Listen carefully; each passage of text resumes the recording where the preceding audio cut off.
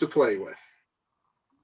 Do we have any general questions about calligraphy or Carolingian minuscule before we get started talking about how to draw this script?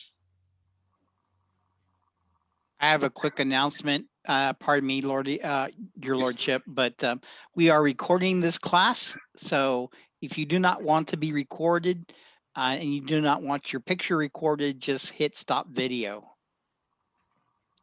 And my first question is this hand, what degree should I hold my nibs at with regards to the paper? Is it, I haven't read the ductus enough yet to know, is it more of a straight hand or is it at a 45-degree angle? Or is that too technical? I probably should grab this. I practice this script at 45 degrees. Okay. I happen to have been lucky enough to visit a manuscript library that had a script that was written by Alcuin of York himself. He wrote it at about 37.5 degrees. And he wasn't very good at keeping his angle correct. There it is.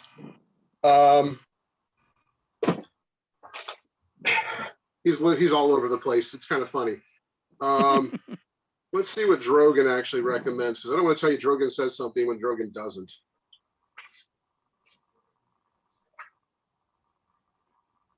There's Carolingian. Yeah, he says basic pen angle of 45 degrees. Now, pen angle, for people that don't know, is we have the lines that we're going to write on. We call that the baseline. The pen can either sit flat and follow that line perfectly, or it can, the left-hand bottom corner of that nib can come up, can stay where it's at, and the other side will come up and form an angle. In this case, 45 degrees from the bottom of the page. Does this make sense? Nods. Yay, okay. So here's a question for non-scribes. When people do normal writing, isn't that more of a 90-degree angle? When you do normal handwriting? So people so that's the, when we do normal handwriting with a ballpoint pen, we're talking about a different pen angle. Yeah, exactly. And I was just trying to use it for reference for people who don't know. That's all. Yeah. So there's two pen angles that we talk about. We talk about the angle of the flat nib to the baseline.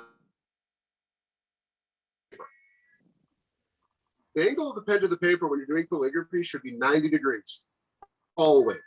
And that feels weird, really weird at first. If you do it less than that, and we all do sooner or later, we get tired, no matter how much we've been doing this, it happens. We get a different ink flow, the letters start to look not as pretty. I can go into technicalities, but that's not what this class is for. But the short version is the better you can get your pen 90 to the tip of the very top of your pen, the other end that doesn't write, 90 degrees from your writing surface, the prettier your calligraphy is going to be with a broad tip pen. With a ballpoint pen, nobody cares. Here's the other difference between a ballpoint pen and our dip pens, our cartridge pens. With a ballpoint pen, there's literally a ball at the bottom of that pen that plugs a hole and stops the ink from coming out. The way we make that work is push down on the pen, the ball pushes up, the ink slides down underneath that ball, and the pen writes. So you have to apply pressure to get your pen to write. Sometimes you have to apply flame. With our broad tip pens, we want to act like we're drawing the ink out of the paper. We're not pushing down to get the ink on there. And that's something that took me quite a while to get over. We want the ink to flow down the little crack that's in our nib and get under the tip so that it will actually conform to the tip as opposed to go around it. And so it works much better to have a very light hand and act like you're drawing the ink out of the paper as opposed to putting the ink on the paper. It's just it's a better, that mental game, actually lighten up your hand and you'll get better calligraphy that way. Any other questions?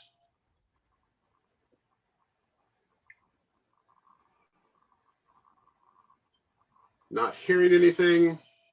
I assume there's nothing in chat. Okay. There's nothing in chat. Excellent, thank you. So we're not going to go through absolutely every letter. It takes too long. We're only doing this for an hour. But we're going to start with the letter A, and we'll skip around from there. For those, I'm okay. I don't know why that happened.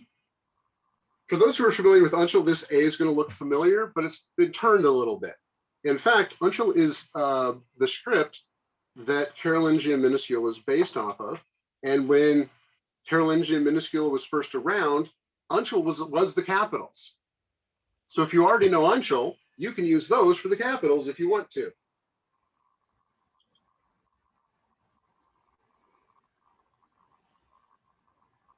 So for those who are not familiar, this is a script that is 3 to 5 nib-widths high.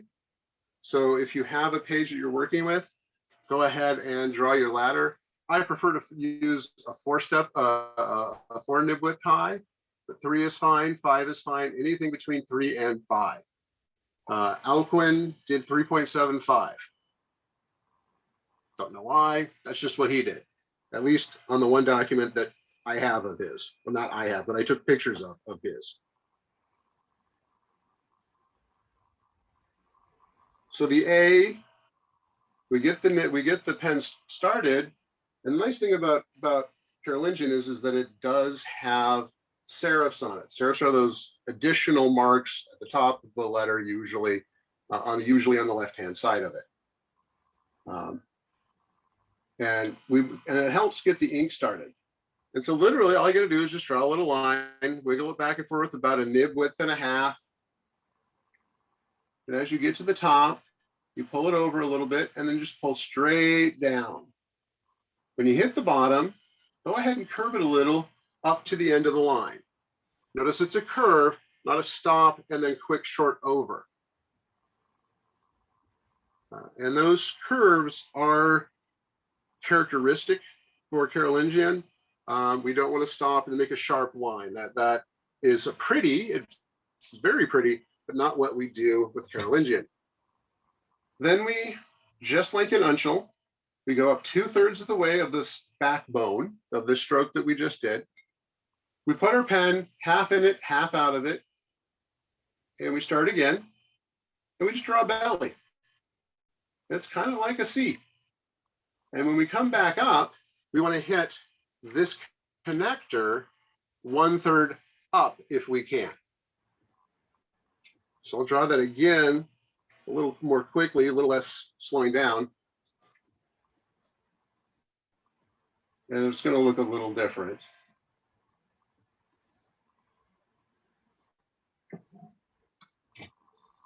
It's less exaggerated. And this A looks, for all, it looks very much like the A that we see when we type.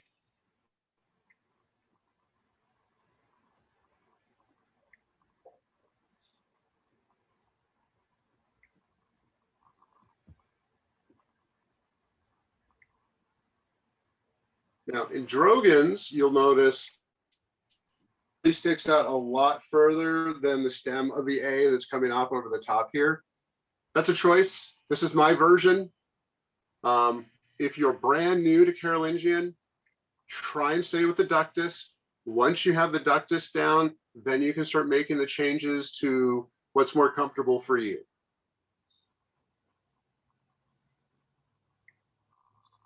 All right, we're going to go to B. B is our first letter that has an ascender. And we're going to talk about the serifs that are used and how we're going to make those serifs. He shows 2 different kinds of serifs. He shows what's called the club serif. I think he's calling the other one a beak serif. He's not calling it anything. We're going to call it a beak serif. That's not quite correct, but for our purposes today, it'll work. So the ascenders for this particular script tend to be about half, again, maybe slightly more, but about half again the width of your X height, which is your letter height. So we're going to start at, since I'm doing 4, I'm going to go to 6 nib widths. If you're doing 5, it's okay. Go ahead and go to 7.5 nib widths. If you're doing 3, go to 4.5 nib widths. But generally, plus 50% is what you do in the script.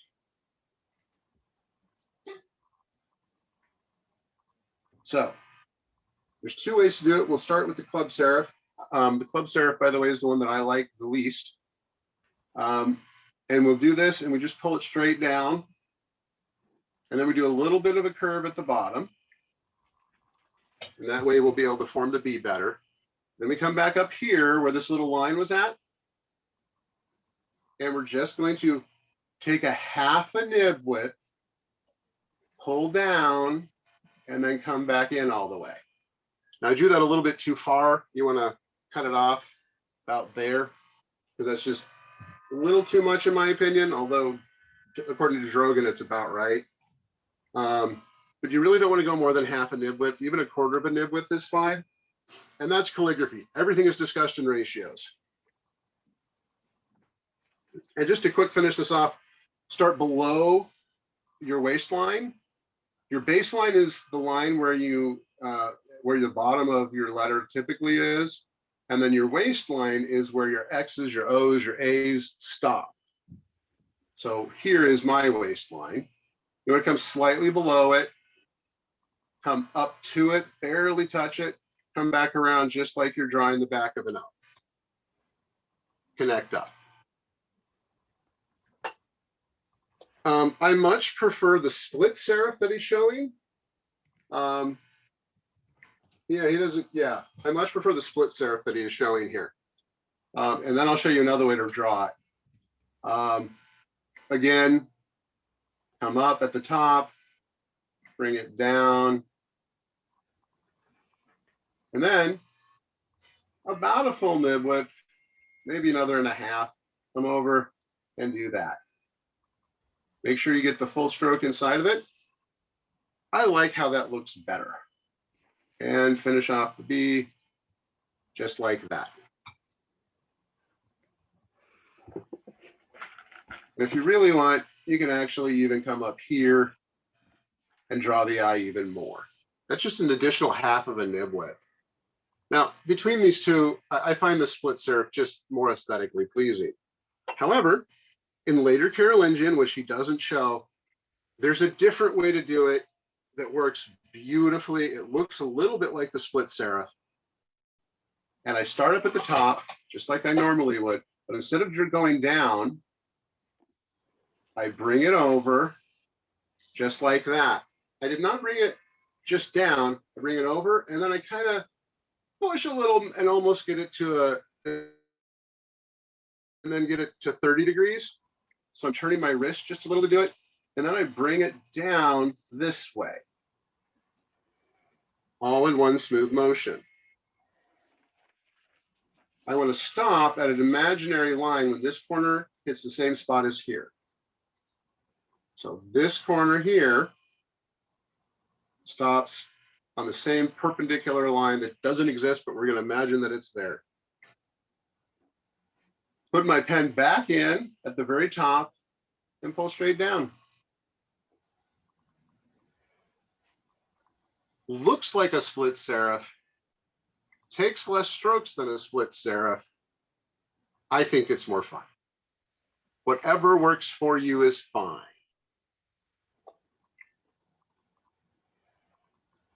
Finish it up by drawing the back half of the O. Boom. Any questions so far on any of the strokes or how to do any of this stuff yet?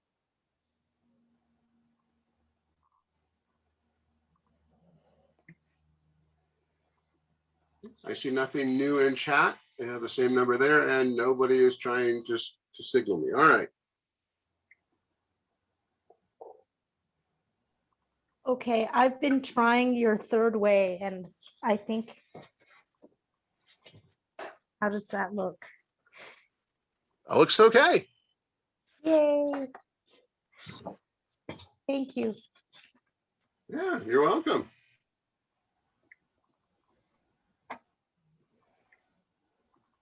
So we're going to do C next. Yeah, I guess we'll do D as well. Right. So everybody thinks C's are easy, and you're not exactly wrong. This one is just a little bit of a difference than what you would think of as a normal C. Not difficult. Okay, we just start with the first stroke of the L, right? Curve to the left.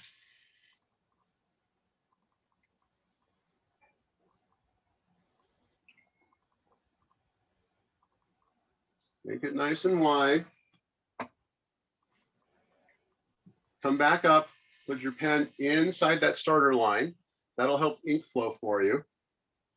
Just bring it over so that it's, again, this upper corner is, it hits that perpendicular line here. If you go over this, it's going to look like your C is leaning forward.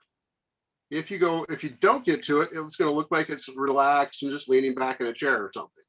You want to hit it exactly if you can, or pretty close to exactly. The human eye can detect a difference down to 1/132nd of an inch. So a lot of what we do with calligraphy is it deals with consistency and tricking the eye if we can. This is one of those things where you just got to be consistent. You're not tricking the eye. Now that looks like we're done. No, you're not done. You're almost done. So we've done this stroke. We've come up. We're right there. Then you bring it toward the center of the C by a half a niblet. See how that changes the look of it? It changes the white space inside the C. When you stick this next to another letter, it's going to change how things work. Your eye is going to move across the page differently. That's the difference between this C and an uncial C, really. There's not much else. If we go to D, we're going to see that D is not just a B that's been flipped around. It's actually a C and an L stuck together. So let's draw a C real quick.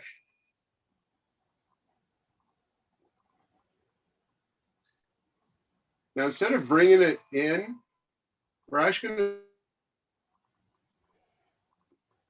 and so we still have a C.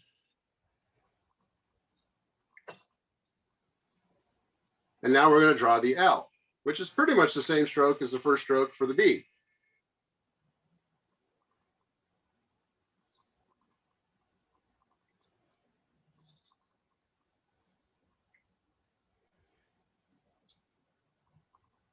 There you go. That's your D. When you start to see how different letters are just pretty much the same stroke stuck together in different ways, it makes learning the script a lot easier.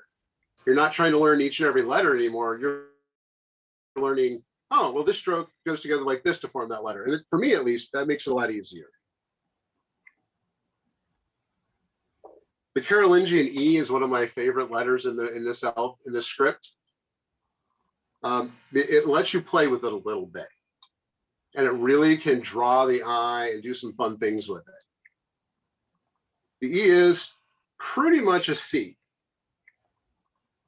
Just go. The second stroke is a little bit longer, and then the third stroke we get to have some fun with. So we make our C. We come over here. Second stroke, and instead of stopping at half a niblet, we bring it down, make the E, and then we can come back up and do that. Now, the fun part about this is you can do whatever you want with this part of the E. If you want to bring it up and play with it, you can. Now, if you're doing that, make sure that everything is being fancy. The thing is, though, if this is in the middle of a page, middle of a word, in the middle of a line, don't do it. Just don't. It doesn't work. It takes up too much room. So in that case, modify it so that it's here, and then it just comes up like that. Essentially, it just hits the same horizontal plane that the top of the E hit. It hits your waistline and it stops. Still draws the eye, a little bit less pretty, definitely less spectacular. All right, we're going to cover F, G, H for next. So I guess we're going to go through the alphabet pretty well. I promise we're not going to go hit everything though.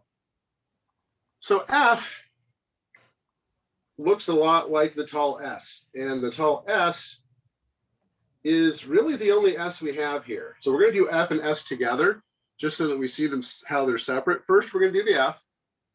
We come up just like if we're going to draw the B or the D or the L, but we're not going to put any serif on it. Come down, and then when you hit the line, go ahead and make that curve out. Okay. We're going to connect back up to the top of the ascender here, and we're going to pull that F over.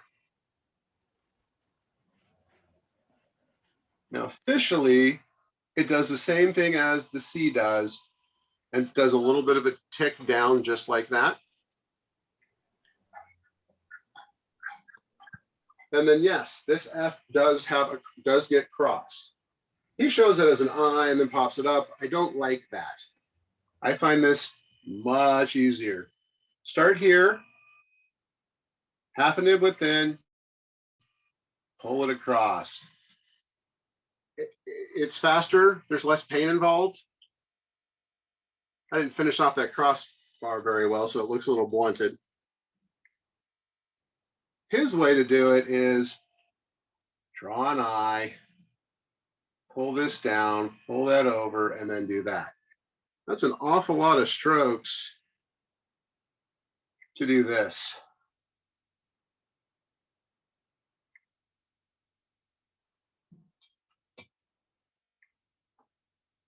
I think 3 strokes is a whole lot better than 5 and a whole lot less chance for mistakes. And so that's how I teach it. If you find that his way works better for you than my way, if you find your way works better for you than any of the ways you've seen, that's fine. The goal here is to get the letter. That's it. I don't care if you hang it upside down and write backwards. As long as you get it, you get it. All right. So the letter G can be a little intimidating for some people. So I'm just going to break it down. It's an O. Draw an O.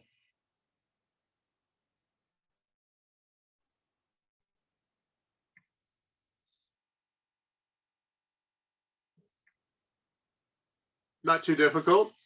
The hardest part about the O is getting it to connect up and look like it's one letter as opposed to like different things. Okay, now we're going to put a tail on the O at the top. That's kind of fun. You can just pull it straight across, or you can make it a little wavy. I like to make it a little wavy, not too much.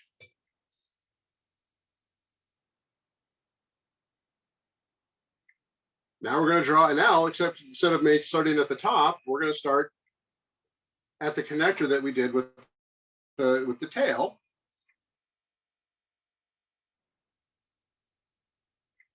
And pull down. And then kind of finish it off with a little bit of a curve. Pick up your pen, come over here, do that thing you did with the E, make that diagonal, and then come back and touch, and you have a G. Now, if you want to do that with a little bit less pen pickup, you can.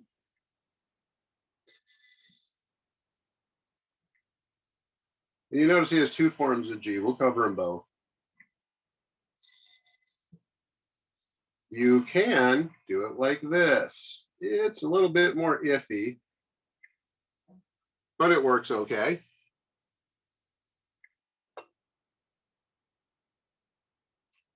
I actually like the other way of doing the G that they have. And I'll use either one pretty interchangeably.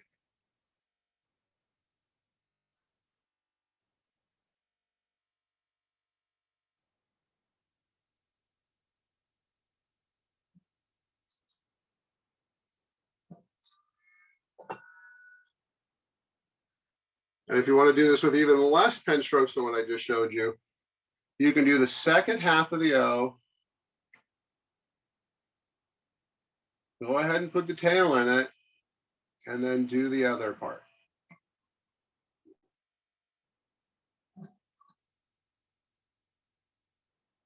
I'm making it bigger so you can follow it a little bit easier. Any questions?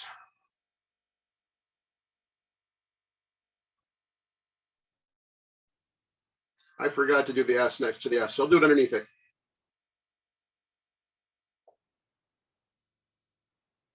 So we're going to skip ahead to the S. And you just start off like you're writing an F.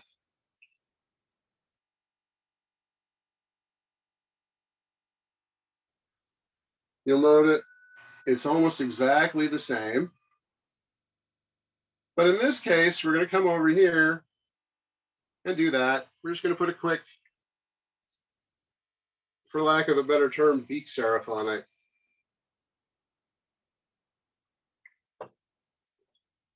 The difference between the F and the S is that you don't cross with the S. You just make a little serif. And this was highly readable to them. And when you get used to it, you start to be able to read it pretty well too. They do not use the short S. However, because not everybody can read the short S, sometimes we must accommodate the people that we are writing for. The short S that I will teach that I think is in similar format to what Carolingian does for strokes. I start with the middle of the S. And then start of the second half of an O, I just bring it down. Try and keep it in line here. And bring it down in touch. And so if I know I'm going to have a client or somebody who probably doesn't read period scripts particularly well, I will go ahead and use a short S. If you're trying to do something period accurate, short S doesn't exist in Carolingian. Can you do the S again, Ian? The short S or the tall S? The last one that you did. I didn't quite see how you did the bottom part. That's okay. My hand was probably in the way. It's called the short S. It's the S that we're most common, we're used to seeing. So again, that first part, it's what I call the middle of the S.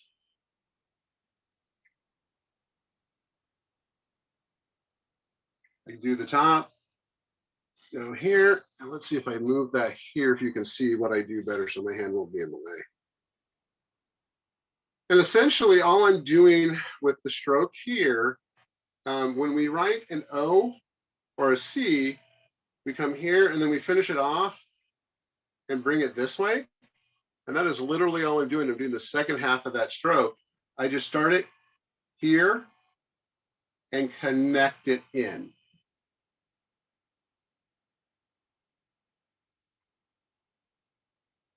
Anybody want me to do that again? No problem. Just let me know. I have another really newbie question. Please. It just doesn't seem to make very much sense to have to do 3 strokes to do an S. Is this something that the calligraphy brush has a problem with? I mean, is that why we're using 3, lift offs and set downs to make this S? Or were they just extra fancy back then?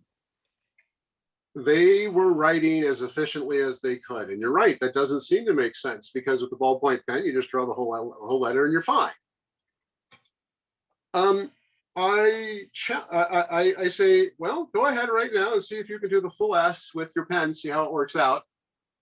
I'm going to bet it catches. It doesn't come out the same way. It doesn't. You can't get that squishy bottom so, it doesn't come out the same way when you try to do a full S.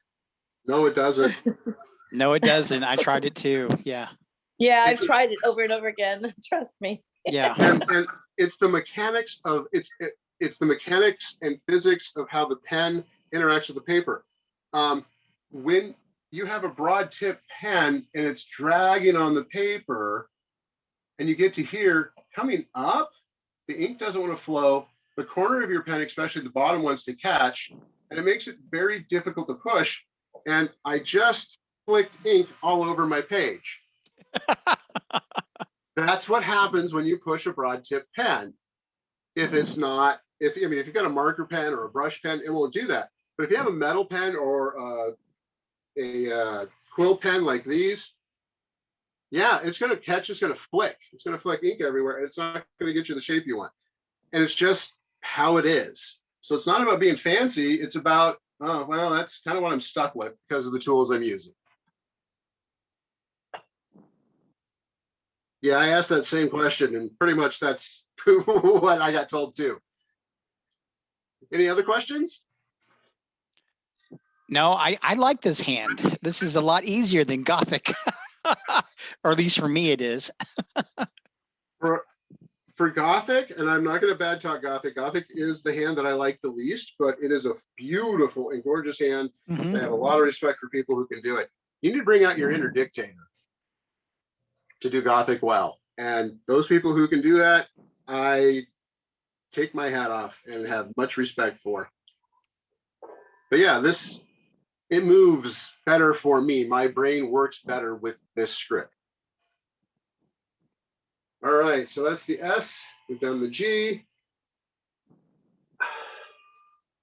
The Q is pretty easy. The Q really is an O and an L.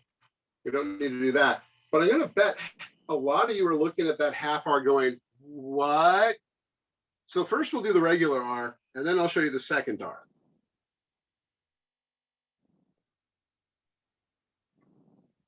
So the first R, come over it, do a diagonal, make a curve. Don't go straight for it, make a curve.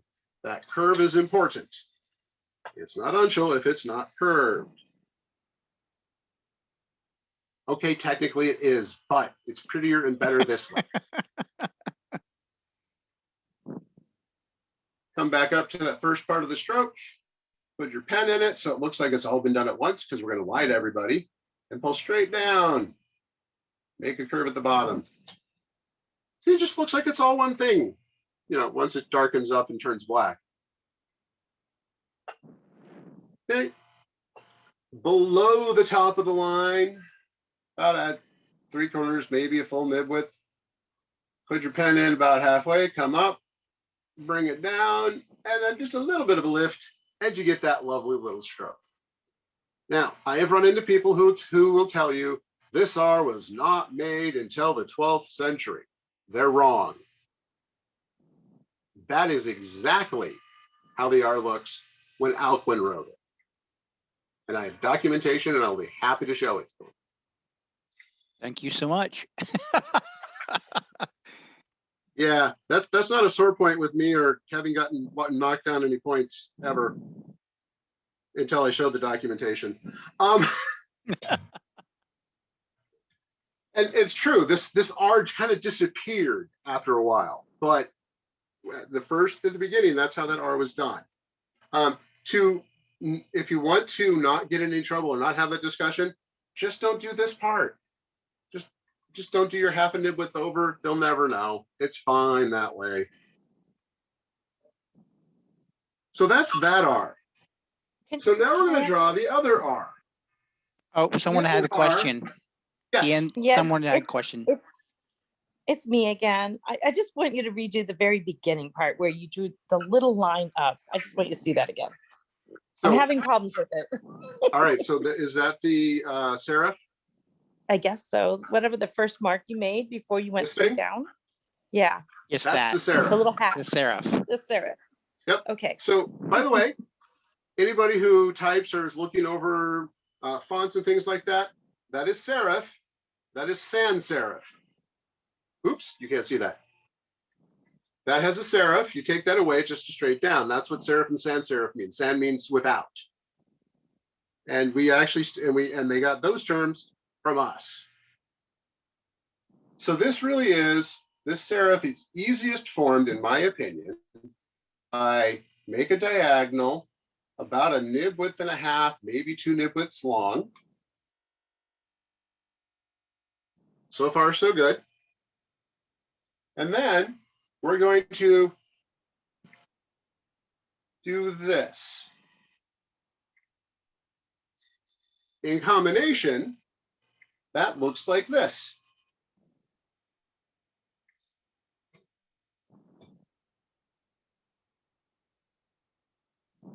And I want to stop. There we go. There we go. In a way, that's not going to work.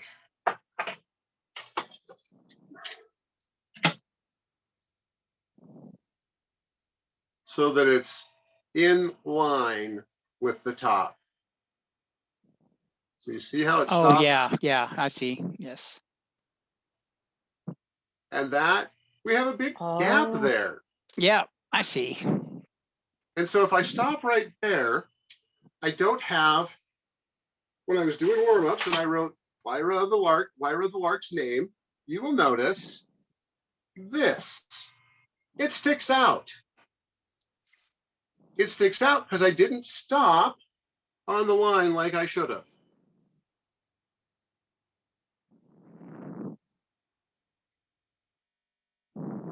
Now, when I put this in here and I pull straight down,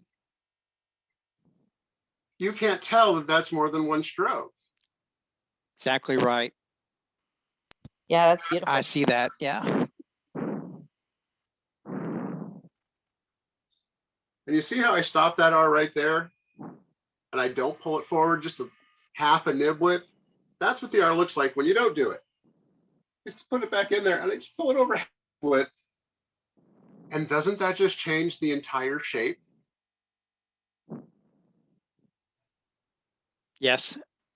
Yeah, Yes. that's all it took. And this is the game we play with Mhm. calligraphy. We are literally playing with hundredths of an inch sometimes. And it can, and this is the argument people have. Like, it makes no sense to me to have an argument over that, but people do. All right. Any more questions on this R? Happy to stay with it if we need to. Okay, we'll move on to the next R. This is what's called the half R. First, I'll show you how to write it, and then I'll show you how to use it. And it's actually pretty easy. Essentially, we're going to do the second half of an O, but we're going to come up a little. We're not going to go for the bottom. We're going to go for a quarter of the way up from the baseline. So that looks like this. I want to stop about there. My baseline is here.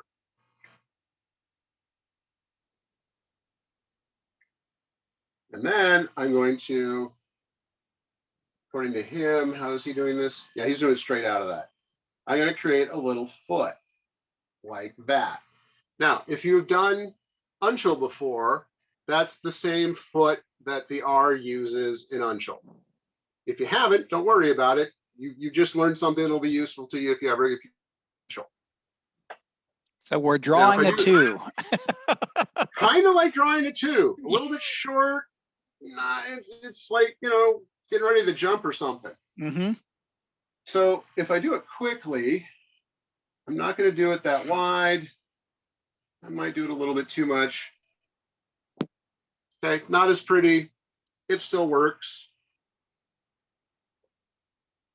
So so this is where ligatures come in. Ligature comes from the same root as ligament. It is where two things are connected that hold things together. If I'm going to draw,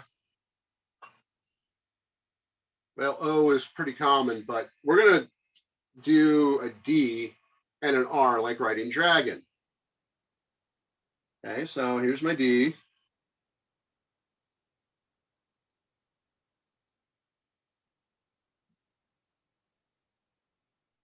All right.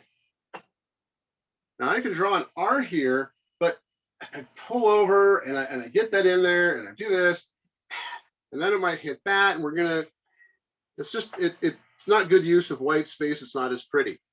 So I come up here.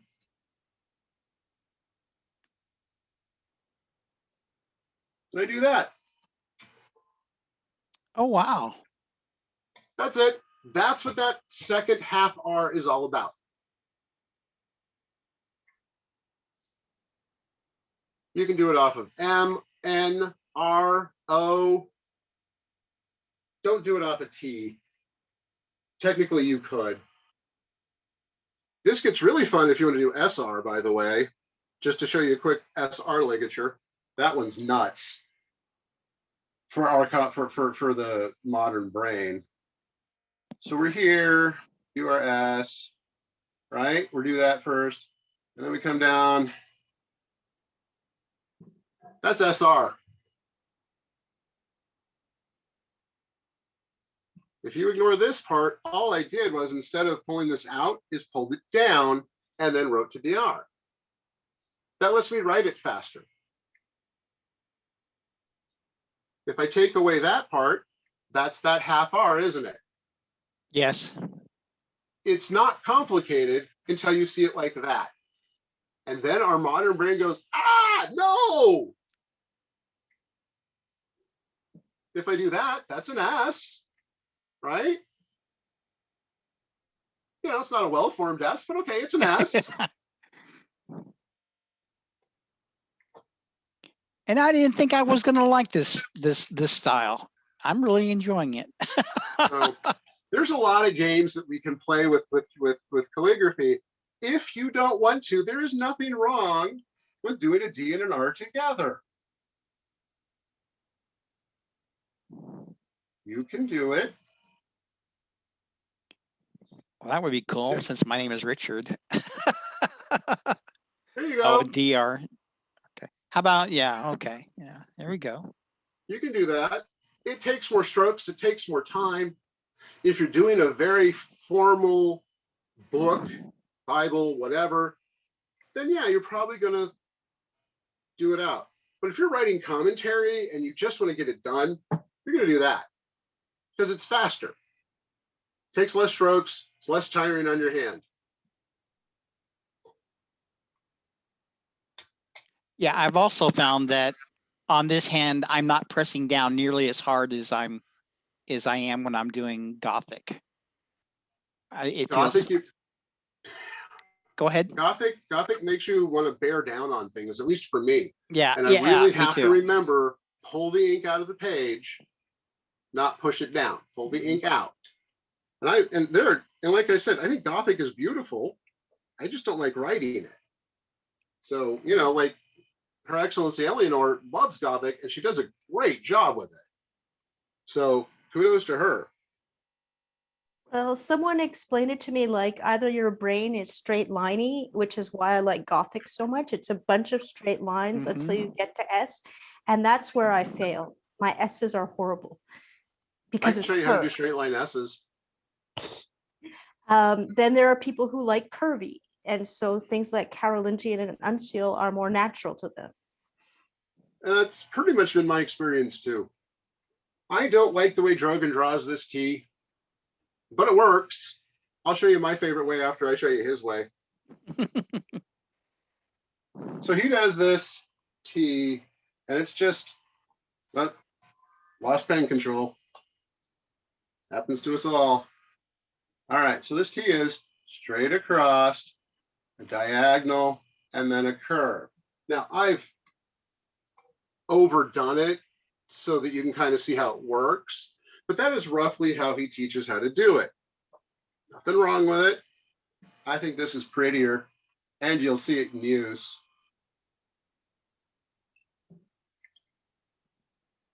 And then just make a C. Yeah, I like that so much better. I find it easier. So I know. Go ahead.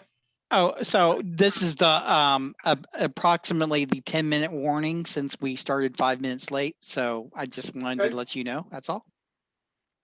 All right, we're going to cover M, W, X, maybe Y, but really Y is pretty simple when you break it down. I'm going to flip this around.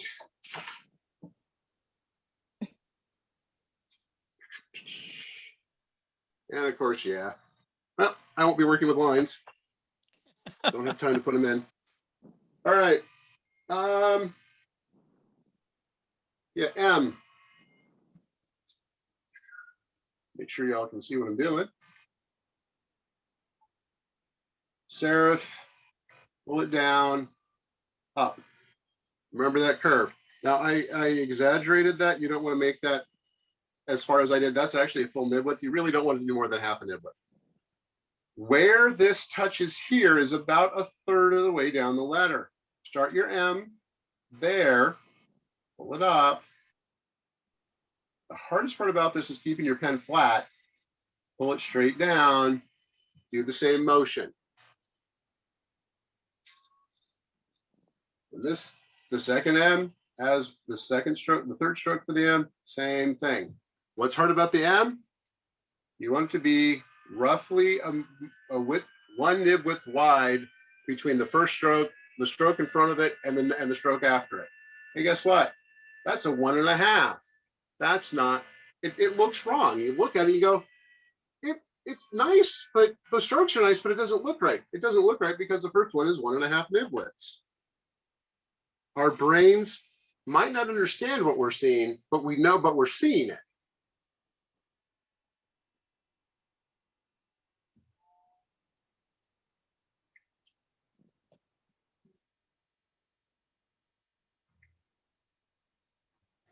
See the difference?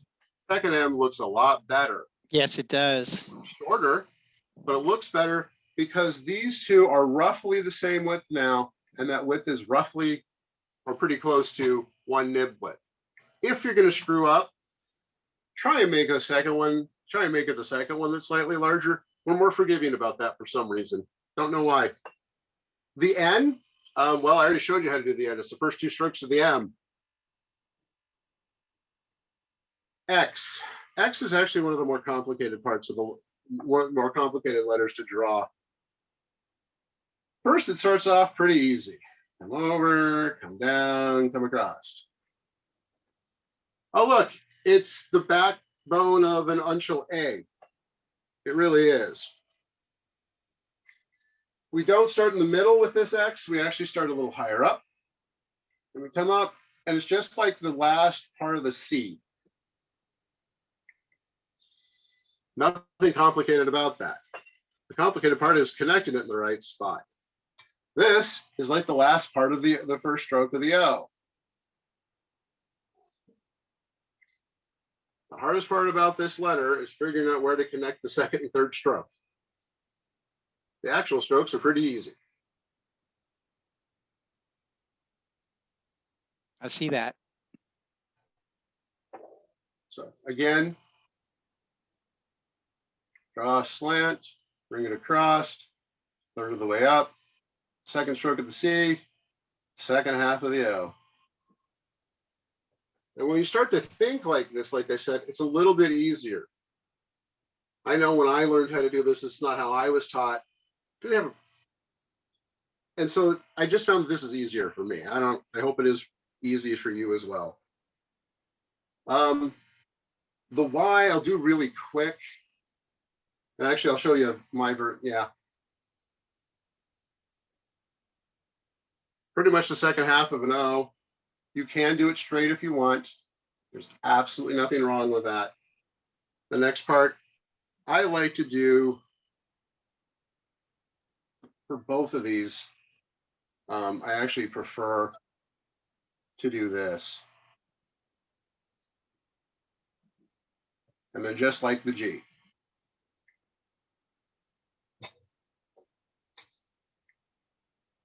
The Z, it's a little bit like the, it's just draw a straight line across.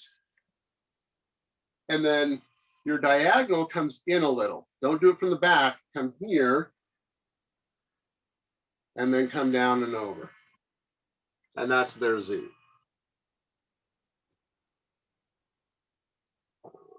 Woohoo! I have the And a beginnings quick- of another calligraphy style. Yep. Yay! You put in your thing, bring it down, do that. It's the second half of your B stroke, if you'll remember. And then just repeat that. I hate to interrupt, but our next class needs to start at 2. So Master Richard, why don't you make a breakout room? Yep. And really, honestly, that's kind of it. Wanted to get the U in there real quick for people. If anybody has questions, and if they're not gonna go on to the next class, I can stick around, or I can go on Facebook and people can hit me up there. Which would be best? I wanted to thank you, Honorable Lord Ian, for doing this class. It's much appreciated. You're very, So- very welcome. Whoever would like to go, I'm allowing the participants to choose the room. So,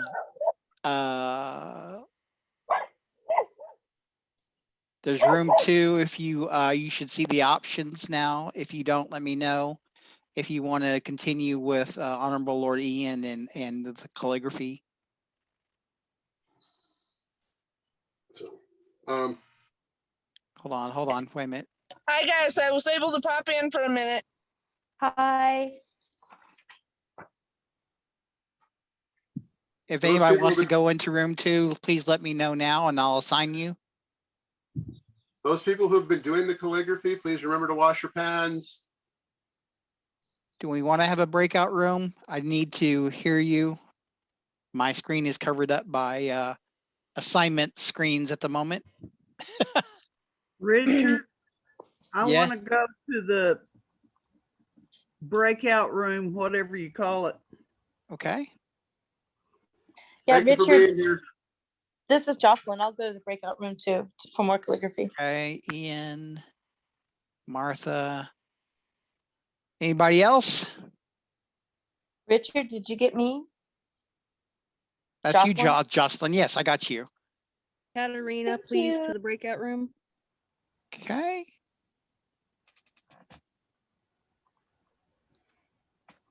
You should see messages now that you are been assigned or you can go to an room.